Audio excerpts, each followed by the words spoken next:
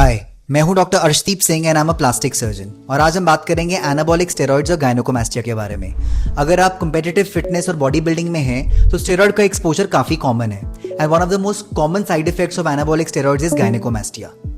Simple language में समझें तो हमारी बॉडी के फैट सेल्स में एक एंजाइम रहता है जिसको कहते हैं अरोमेटेज।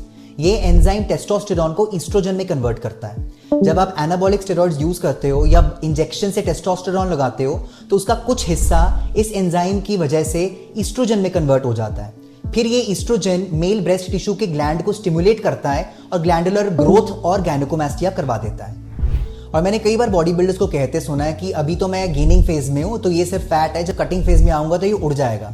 तो ये ग्लैंडुलर ग्रोथ है, फैट नहीं है, ये कहीं नहीं उड़ेगा, इसका इलाज सिर्फ सर्जरी है। अच्छा, इनमें से कुछ एनाबॉलिक स्टेरॉइड्स तो हाईली एरोमेटाइजिंग है, इसका मतलब कि इनसे गायनो होने के चांसेस और भी ज्यादा है। नंबर 1 पर है हाई डोज और लॉन्ग ड्यूरेशन के लिए लिया टेस्टोस्टेरॉन। नंबर 2 पर है Dianabol which is notorious for causing gynaecomastia. Number 3 पर है Anadrol which is not directly aromatization नहीं करता ये, लेकिन फिर भी स्ट्रांगली ईस्ट्रोजेनिक है। नंबर 4 पर है बोल्डेनॉन which is mild oestrogenic but फिर भी कॉन्ट्रीब्यूट करता है जब इसको स्टैक कर दिया जाए और एनाबॉलिक्स के साथ to cause गायनोकोमास्टिया।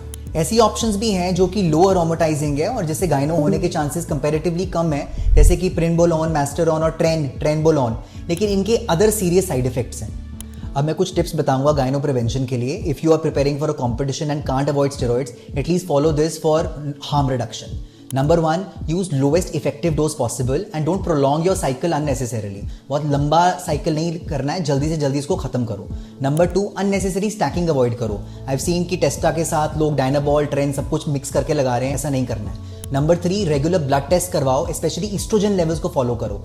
Number 4, body fat percentage को 10 से 15% के बीच में रखो। इनफैक्ट आई सजेस्ट कि जब स्टेरॉइड साइकिल शुरू करना है उससे पहले ही मेक श्योर कि बॉडी में फैट परसेंटेज ऑलरेडी 10 से 14% है, ताकि एरोमेटेज एंजाइम की कॉन्सेंट्रेशन ही कम है तो एक्स्ट्रा जो टेस्टोस्टेरॉन है वो ईस्ट्रोजन में कन्वर्ट ही नहीं हो रहा है। नंबर 5, मैंने देखा है that people try to treat it themselves by using aromatase inhibitors like anastrozole, like toffees and over the counter drugs, but this is not bro science. These are serious hormone dysregulating substances which can affect your joint health, your cardiac health and your libido. If you must take them, take it under the guidance of a doctor. Number 6, early stages के ऊपर people PCT के नाम पे सर्म्स and टमॉक्सीफेन शुरू कर देते हैं, but this is not a cure. Early warning science भी होते हैं। अगर आपको अपने निप्पल के नीचे लंप, इचिंग या सेंसिटिविटी फील हो रही है, गो get yourself checked by a doctor. In very early stages this is somewhat reversible also.